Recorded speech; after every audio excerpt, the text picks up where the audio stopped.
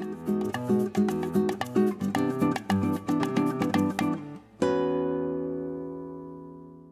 I'm Heidi Billotto, host of Charlotte Living's Culinary Online in the Johnson & Whale kitchens with Dean Mark Allison. Mark is the Dean of the Culinary School here, and another great summer seafood dish it looks like. I hope so. We've Great. got some really nice fresh shrimp, and we've got some fresh garlic, Thai red chili peppers, we've got some cilantro, we've got some organic honey, we've got some fish stock, we've got some lime juice.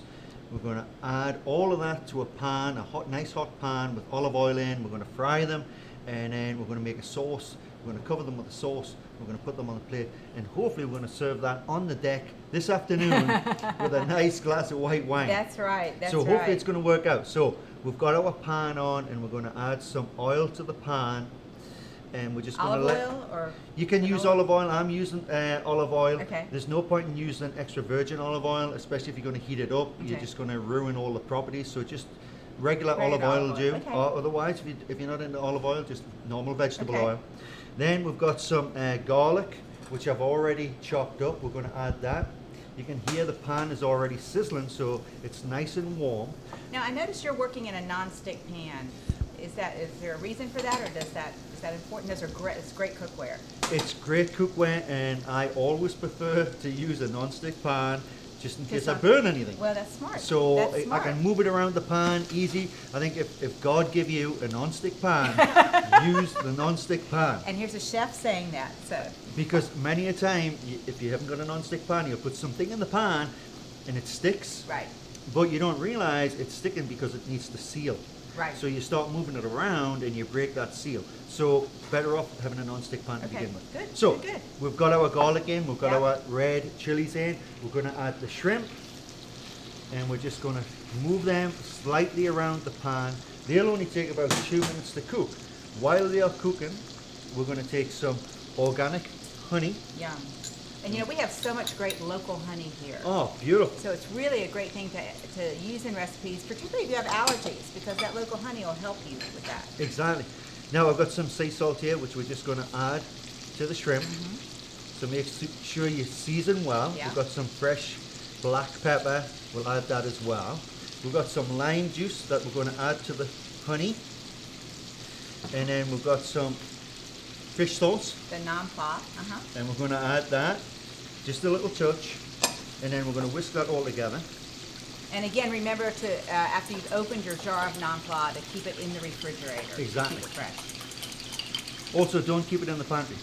Because No. apart from it going off, it'll stink It's like having everything a up. raw fish in your pantry.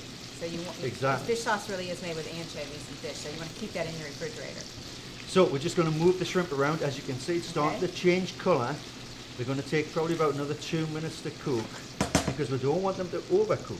And are we on a medium-high heat here? Or? I am exactly at medium Okay. on this stove. Okay. So that is our sauce, and we're going to add the sauce to the shrimp So as well. So simple. Just move that to one side, and then we're just going to make sure the coat. And we went from basically frying the shrimp in the oil to now poaching. Right.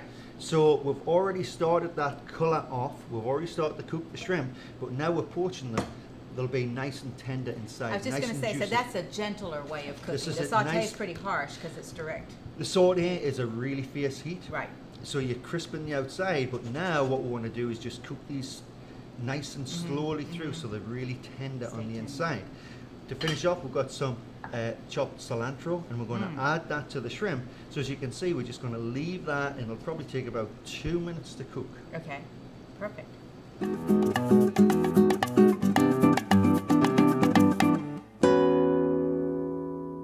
So the shrimp are done now.